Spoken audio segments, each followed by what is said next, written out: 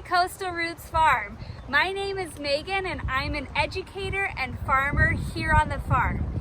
And we're so excited to welcome you out here today to learn all about pollination. Now, pollination is super important out here on the farm because without it, we wouldn't have seeds or new fruit. Do you know of some examples of pollinators that help us out? If you do, go ahead and shout them out or tell somebody who's watching with you. Now, if you said a bee, a housefly, a hummingbird, a ladybug, or a butterfly, you're right. All of those are examples of different pollinators. Now, are you curious about what pollination is? So, pollination is really cool, and we're going to show you how it's done.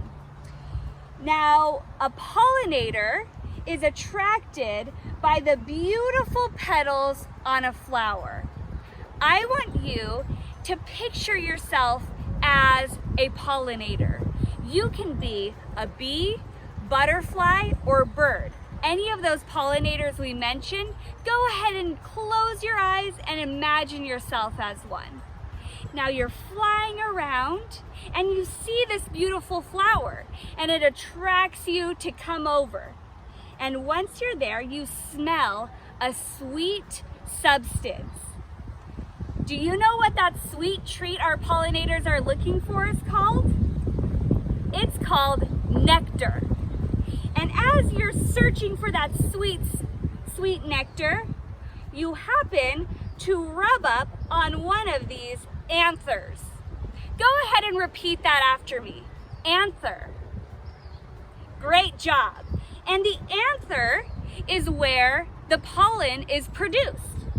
And so you rub up on that anther and the pollen gets stuck to your furry body. And as you fly away to the next flower, without even realizing it, the pollen gets stuck to the center of the flower at a part called the stigma. It's a sticky stigma. Do you hear how sticky sounds like stigma? That's a great way to remember what this part is called. Go ahead and repeat it after me. Sticky stigma. Awesome. And once that pollen gets stuck to the sticky stigma, it tumbles down the pollen tube and lands inside the ovary. Go ahead and repeat that after me. Ovary. Awesome. And the ovary is what turns into a new fruit.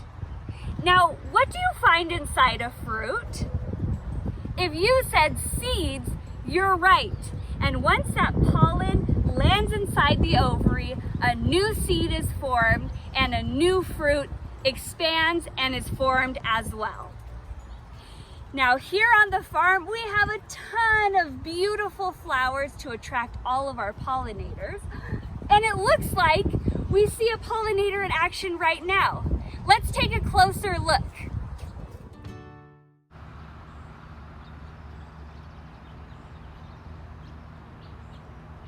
Do you see the honeybee flying from flower to flower in search of that sweet nectar and moving pollen in the process as well?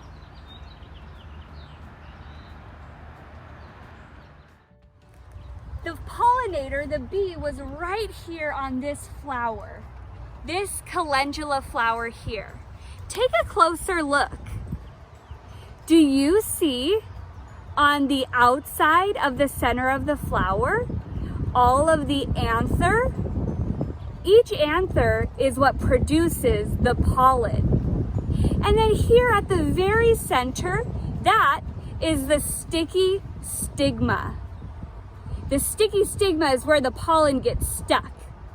And do you see this flower, this calendula flower, actually has many sticky stigma.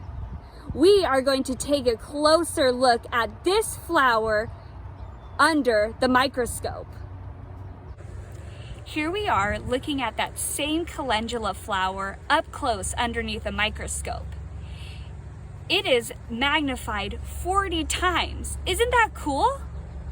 Do you see each of those red cone-like shapes? Each one is a sticky stigma. And all of those little yellow dots on top, each one is a pollen grain. Are you wondering anything else in looking up close at this flower? If you're curious what it would be like to be a pollinator, moving pollen from flower to flower, just like we asked you to imagine earlier in this video, well then you're in luck, because here at Coastal Roots Farm, we can teach you how to be a pollinator too. Let's go. You too could be a pollinator with just a few simple tools. If you have a fuzzy glove at home, or a Q-tip, or even a cotton ball, go ahead and grab them and head outside to find some flowers. Once you find a flower, go ahead and rub that flower in the center where you see lots of pollen. Do you see all that pollen that got on my fuzzy glove? Once you have some pollen, go ahead and move it to the next flower and the next flower, and keep on going until you pollinate all the flowers you want to pollinate. Now I want to show you one last flower here at the farm that's turning into a farm favorite fruit. Go ahead and take a look over here. This is one flower, and once the pollinator moves the pollen to the sticky stigma, that yellow cone in the center, it gets bigger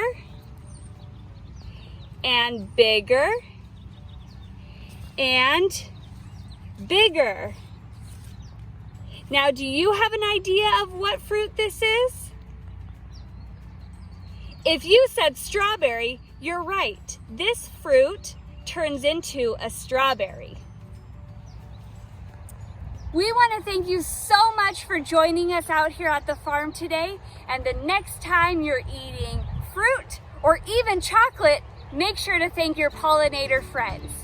See you next time.